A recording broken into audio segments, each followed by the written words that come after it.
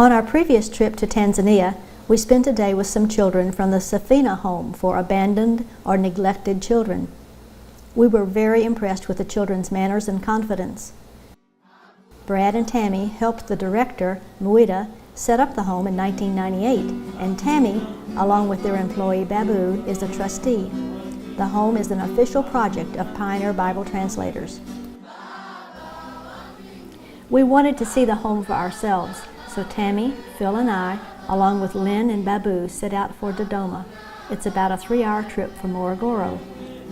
Tammy, Babu, and Mwita needed to conduct their quarterly trustees meeting, and we would have time to visit with the kids and to see the home. At the roadside markets along the way, with Babu as our negotiator, we stopped to buy sweet potatoes, tomatoes, rice, and charcoal to add to Safina's pantry.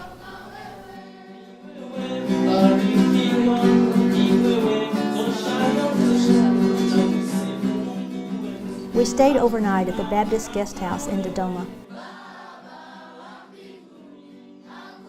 The accommodations there are very nice.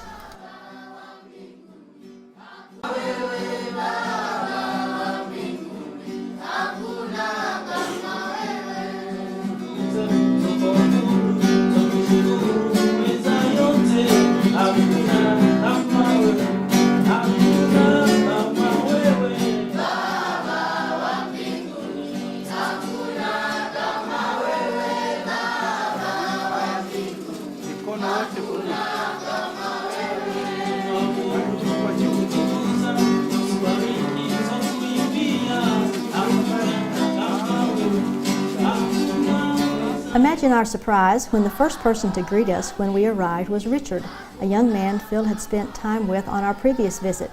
At first he didn't remember us, but soon did. We were very happy to see how he has grown spiritually and physically, and his English has greatly improved. Richard is in his last year of secondary school. That's the equivalent to our high school. Richard was appointed as our guide to see the facilities. He showed us their garden and the unfinished construction projects, which are a toilet and shower facilities.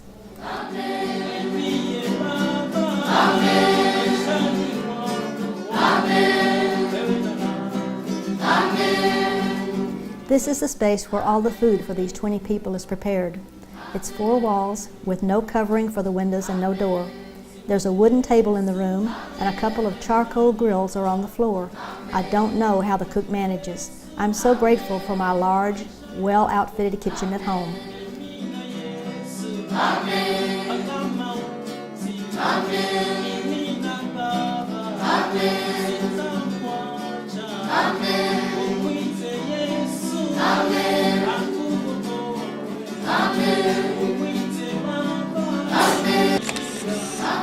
The cook has a lovely smile and a beautiful spirit.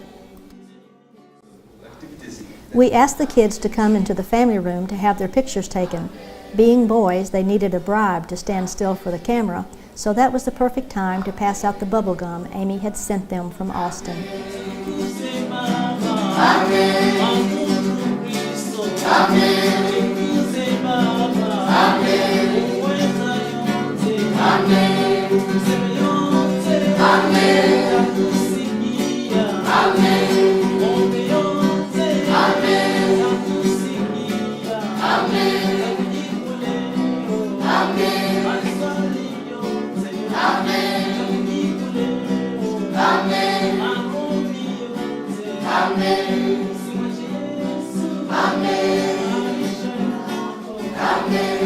We passed out bottles of soap bubbles and everyone joined in the fun.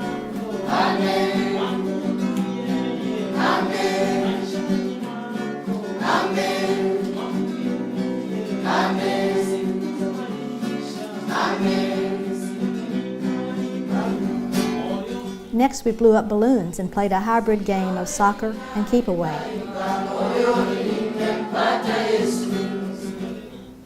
When some of the balloons were too hard to blow up, they quickly thought of using the bicycle tire pump, and problem solved.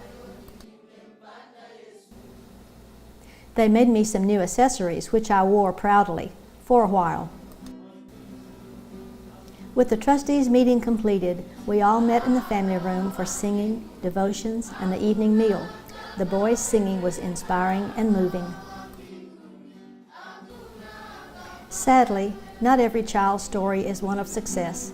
Rarely, but on occasion, even with the best encouragement and assistance Mwita can provide, a child will decide he cannot live with the structure and rules and will decide to leave Safina. Of course, the result of that decision is so predictable and tragic.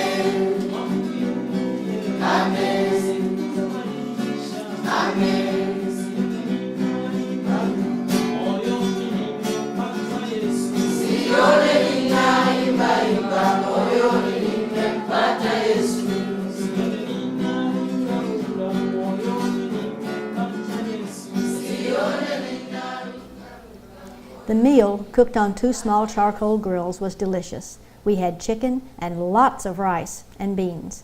We provided soda and candy. Both are a treat for the kids.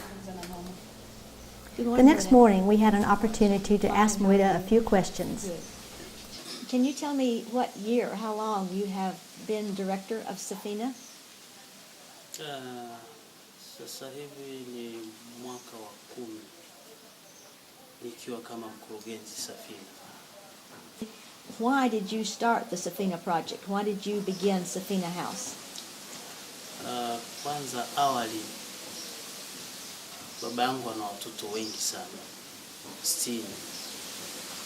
Sasa katika huo mfumo wa kuwa na watoto 60 niliona matatizo ambayo yalikuwepo kwenye familia yetu. Lakini mbali na hiyo nilipata nafasi ya kukaa na baba yangu mdogo ambaye alinifundisha neno la Mungu sana. Baada ya kupata kufundishwa neno la Mungu, nikayajua mapenzi ya Mungu kwa binadamu ni nini. Baada ya kuwa nimemaliza kidato cha 4 na kuangalia mazingira ya mjini, nikagundua kwamba kuna watu waliokosa nafasi kwenye jamii ambao hakuna mtu anaweza kuwasaidia kwa namna yoyote hiyo. Lakini nikagundua kwamba kuna nafasi ya watu wengine kuweza kuwasaidia ila hawawezi kuwafikia. Nikaamua kwamba niwe daraja kwa ajili ya kuweza kuwasaidia watu wasiofikiwa ili waweze kufikiwa katika ile roho ya Mungu ambayo ilikuwa inashuhudia ndani mwangu. Ni maono ambayo Mungu alinipa kwa ajili ya kutumikia jamii ambayo inatuzunguka. What is the biggest issue that you have now? What is the biggest problem that you have in running Safina? Kwanza,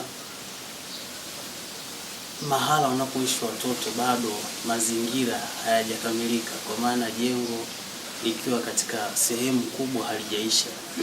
Hiyo ni moja, kwa sababu katika lile jengo inatuwezesha kuweza kupata uwanja mkubwa wa kusaidia watoto wengi.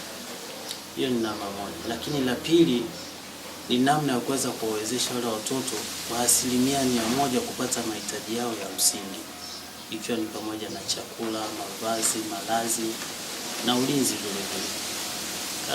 Tatu, kwa mimi binafsi na mimi nina sehemu ambayo inahitaji ni fulfill au nitimize kwenye familia ambayo mimi mwenyewe inanihusu. Kwa ujumla nina matatizo makubwa matatu ya kimsingi: kifamilia, kihuduma pamoja na kimazingira.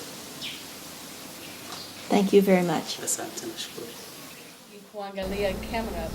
For the past 10 years, Mwita has sacrificially stepped into the role of parent for these street children.